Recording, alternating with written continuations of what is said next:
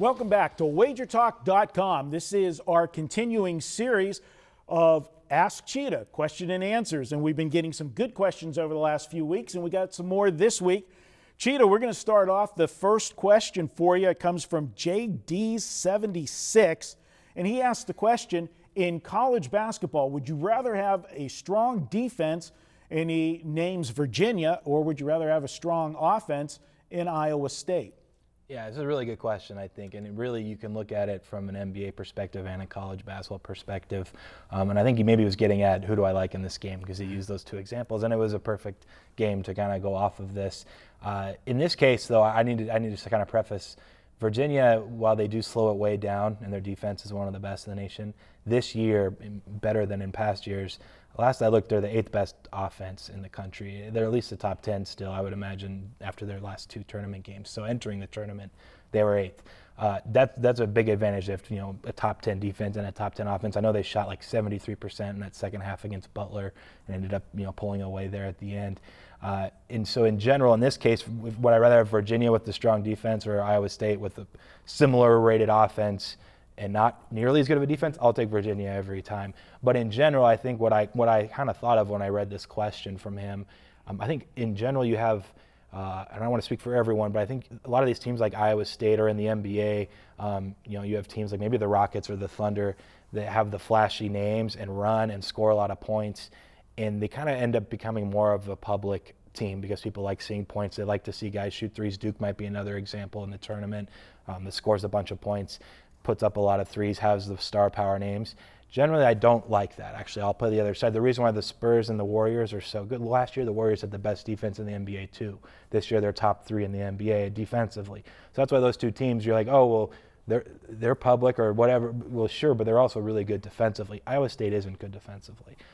Virginia is, and they're also good on offense. I'll take Virginia versus Iowa State. In the public, just to chime in for a second, sure. When they're looking and they see a team that scores in the 80s, and they see a team that's going to play a game generally in the 60s, and the team that scores 80s getting 5.5 and 6, yep. It's like, how can I not take them? It's just an automatic knee-jerk reaction to the public, and we know that John Q. Public, for the most part, is not cashing as many tickets as he's losing. I will say, this doesn't mean, and then Brian can jump in, doesn't mean I bet Virginia in this game. I think it's actually a similar matchup. Butler played well against Virginia. They had that guy, number 43, Shabazz, or however you say his name, that hit a bunch of threes.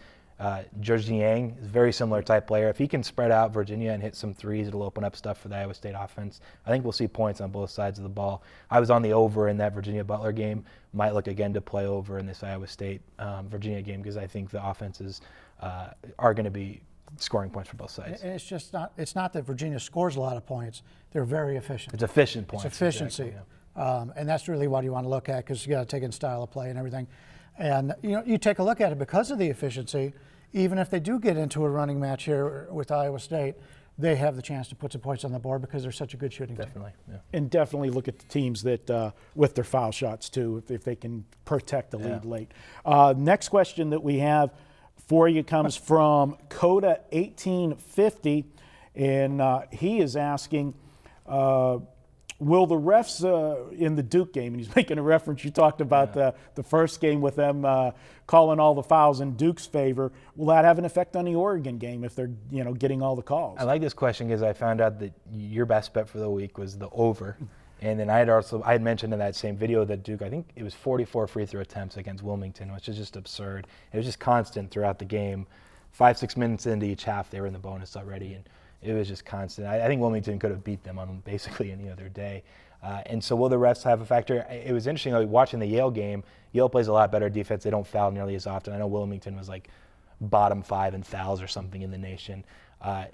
Yale was actually, I think, at the line more often until the end of the game where they had to start fouling to keep the game going. So I think, kind of all joking aside, Duke, if they get calls or not, it's going to be good for Marco's over if you're getting extra free throw attempts on both sides. I hope that it's a cleaner game, though. I really liked the way the Yale game was officiated, and if it's like that, and Duke shoots 80%, then so be it. But from 3 or whatever it was in that first half against Yale. But I do think that there ultimately isn't some conspiracy out there that's going to be giving Duke a shot. You could say maybe they had a nice seeding. The region was probably the easiest one. So maybe there was a little bit there. Ultimately, the officials aren't out there calling fouls, extra fouls for Duke. And I think the Yale game was a good example to see that it was fairly officiated. The last question we got for you, we got to wrap it up. Henry Bolden wants to know how you are hitting his driver. Yeah, I played a golf tournament with him a couple of years ago, and he had an extra driver that was better than mine. So I bought it off of him. And when I tweeted out that I was doing the Q&A, that's what he asked. So I'll say this, and people can relate to it, or they can't, or they can plan ahead. I golfed 3 or 4 times a week before a year ago when I had my kid. I've golfed like 4 times since I had my kid total. So how am I hitting the driver? I'm not hitting it at all. It's horrible. Hitting the driver. So if you want to have a child, it's fast. It's awesome. It's a fascinating experience, but you're not going to be golfing 3 or 4 times a week and hitting drivers very often. You're not going to get a lot of sleep either. No. All right. Well, that's the this week's session of Ask Cheetah Anything. And hey, we love the questions, and hit us up on Twitter. We love to hear from you guys and give you the shout out here on the videos. Be sure to check out every Tuesday at WagerTalk. It's $2 Tuesday.